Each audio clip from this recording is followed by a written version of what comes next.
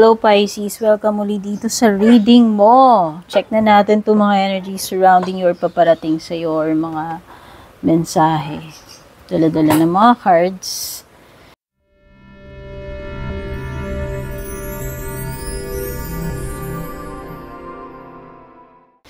Maraming salamat Pisces for dropping by bago ka man dito or matagal na. Kung nakapag-like, follow, or subscribe ka na, thank you rin. Thank you rin kung lagi mo rin sinishare yung mga readings natin. Kung nag-avail ka ng membership subscription, nagpapadala ng star super thanks, no? Thank you rin dun sa mga nag-avail ng private readings. Speaking, yung link papunta sa Nag-iisa official page ko, nakalagay naman lagi sa description. Okay? So, tap nyo lang yung link na yun, mapupunta na kayo doon, kayo po mismo mag-message sa akin doon. Okay? Kuha tayo ng dalawang oracle cards para sa iyong overall energy.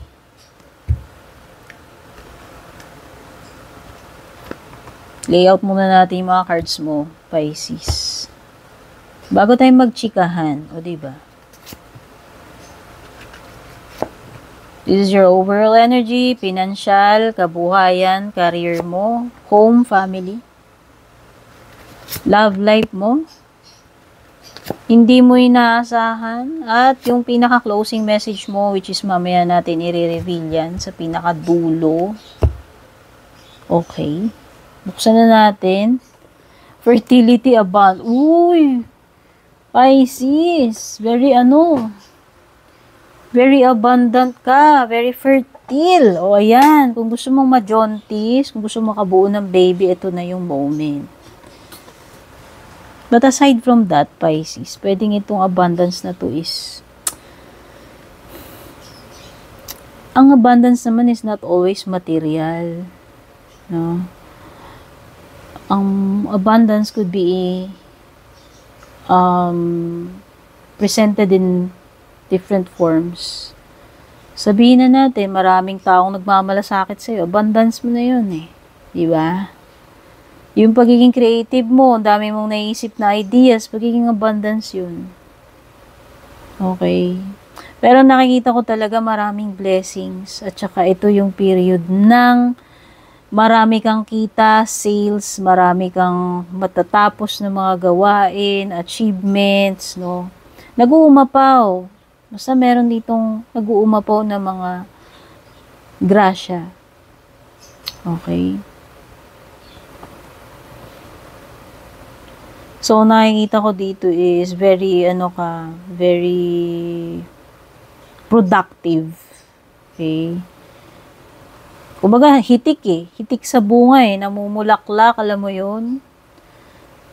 Putok na putok, apaw na apaw. Parang ganun. Ano yung overall energy mo? Helper of action. I think si helper of action, not sure. Wait lang.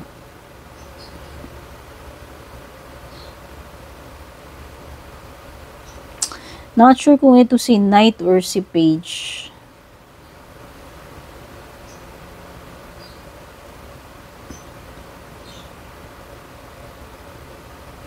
Ang sabi dito ay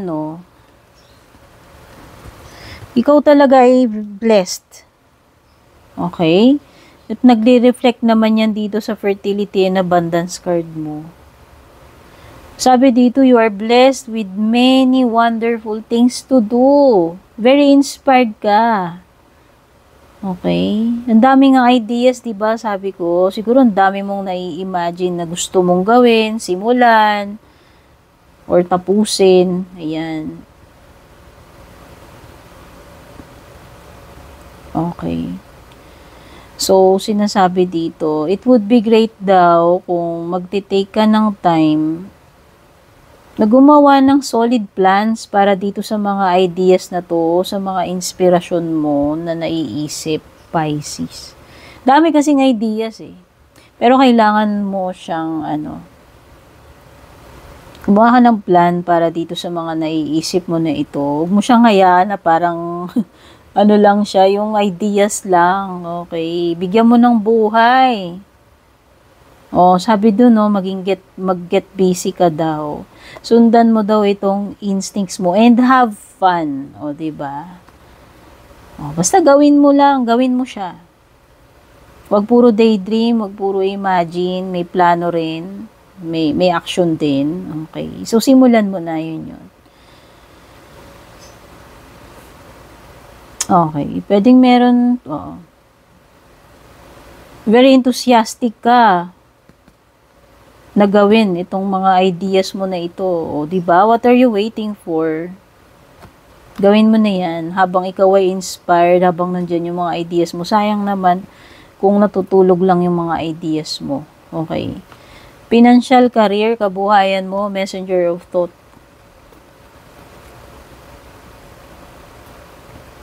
I think si messenger, si Page of Swords. Okay, so si ano to? Si Knight pala ito. Kanina, si Knight of Action.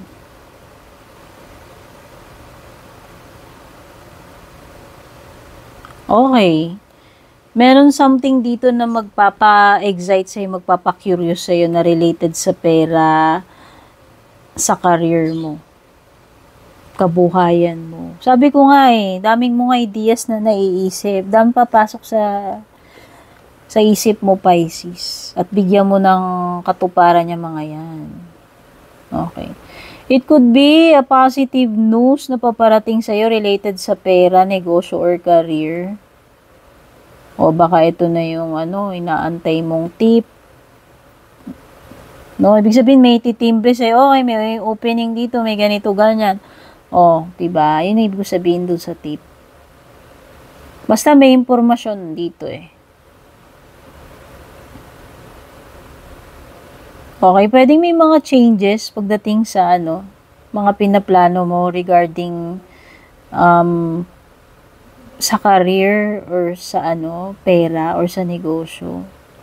Sabi dito may mga documents din, yan, baka ito na yung mga documents din na hinihintay mo. It could be contract signing. Basta may mga dokumento, may mga babasahin ka dito, no? Kung ano man yung mga documents na yan. O baka may pirmahan din kung may kontrata. Okay, this is you na very curious ka. Or may mga bago kang madidiscover ditong kaalaman na maaaring makatulong sa career mo or sa negosyo mo, sa kabuhayan or sa kaperahan mo. Okay. May person daw dito na maaari mong ma-meet, maka-deal at work, sa business, na pwedeng may matututunan ka from this person. Sabi dito, this person is brilliant. Okay. Kaya lang may pagka direct to the point siya magsalita. Siguro may pagka prangka. Hindi siya ganun ka, kumbaga hindi siya nagme-menor sa words niya. Pwede may pagka-tactless ito. Sabihin, very direct siyang magsalita. Walang, alam mo yun, walang sugar coating. Okay. Home tsaka family mo. Judgment card.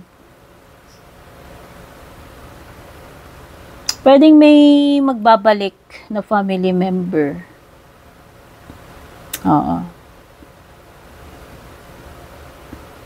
Or meron something dito na mare-revive tungkol sa family ninyo. Parang mahahalukay sa baul. It could be something na nabaon na sa limot, na nahimik na in the past, pero parang mabubuhay uli Basta something na related sa bahay or sa family, Pisces, na parang mahahalukay uli siya. Sabi ko nga, kung ito ay itinago na sa baul, mare-revive uli ito. Kung ano man ito, it could be an issue or anything, sabi ko nga, na related sa bahay, sa family ninyo. Okay? Oh, baka naman ito yung mga matters related sa bahay nyo, like mga titulo or whatever, kung ano man yan, or mga family, um, unfinished business. Pwede may mga ganun, basta may something na manunumbalik, makakalungkat uli eh. Okay? Marirevive yun. Sa love life mo naman, Three of Emotion is the Three of Cups. Wow! Merong exciting or good news dito na paparating sa'yo related sa love life mo o dito sa person mo. Uy, merong announcement dito o baka ito ay proposal na. Okay? Or it could be na magpo-propose ka na dito sa person mo, magpo-propose na siya sa'yo, or it could be an announcement ng pagpapakasal, pagpo-propose, or pregnancy. Halimbawa, okay, bigla ka na lang susurpresahin ng jowa mo. Uy, dear. O meron siyang pregnancy test. Or ikaw yun. Hindi ko alam kasi pwedeng may pregnancy. Basta, it could be something na exciting, kilig news, good news na related sa relationship nyo dito sa person mo. For sure, magiging very happy ka dyan. And it's something na ipagsi-celebrate ninyo. Basta meron something na mare-reveal dito eh, na magbibigay ng kilig sa'yo or happiness. Wow, meron something dito na parang magkakaroon ng happy ending itong sa inyo nitong person mo, Pisces. Ito yung hindi mo inaasahan, si Four of Swords.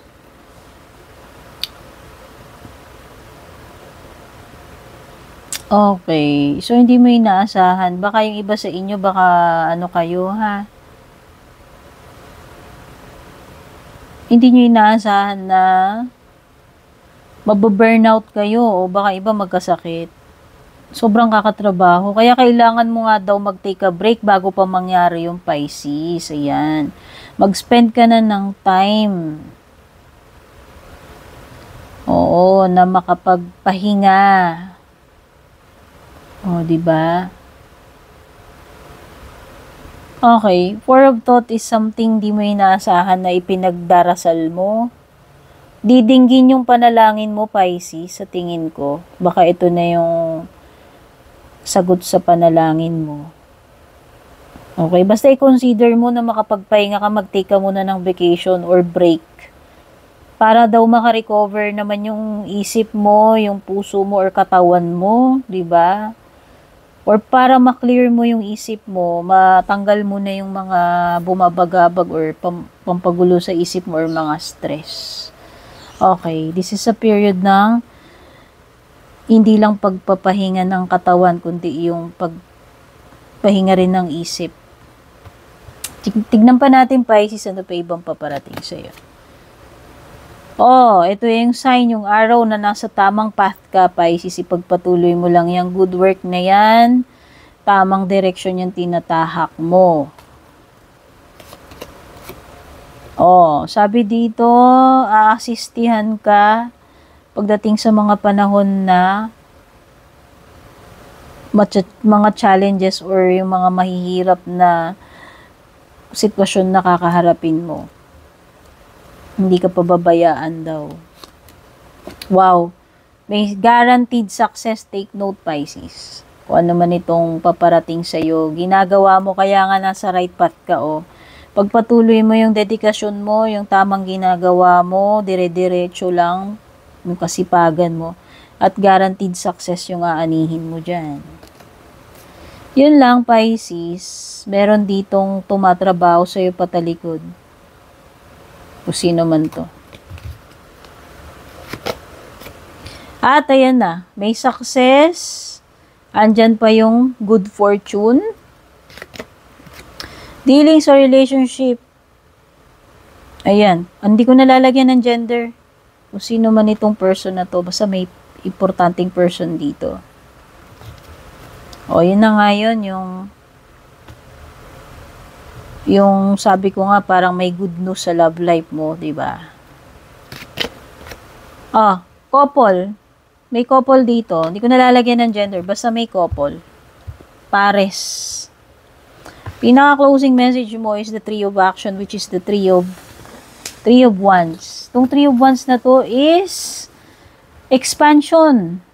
Leveling up, Pisces. It could be na pag-usad ng career mo, ng negosyo mo, or it could be opportunity na magbubukas para sa iyo, new horizons. So, pwedeng may prospects, pwedeng ito ay pwedeng sa ibang lugar, okay, sa abroad. Basta merong opportunity para sa iyo sa ibang lugar. Malawak yung posibilidad para sa iyo, yun ang ibig sabihin nito. At nung nag-grow ka pa, nag-expand ka pa. O, di ba? O. Sabi dito, things daw are working out beautifully. So, ibig sabihin, maganda yung magiging outcome ng ginagawa mo. Dumating na yung ship mo. So, ibig sabihin, dumating na yung opportunity. So, mag-hop in ka na dyan. Pwedeng ito ay next big project para sa iyo or next malaking opportunity na darating sa iyo. Okay. So, nasa sayo na kung gusto mo pang mag-expand, no? Ayan, no?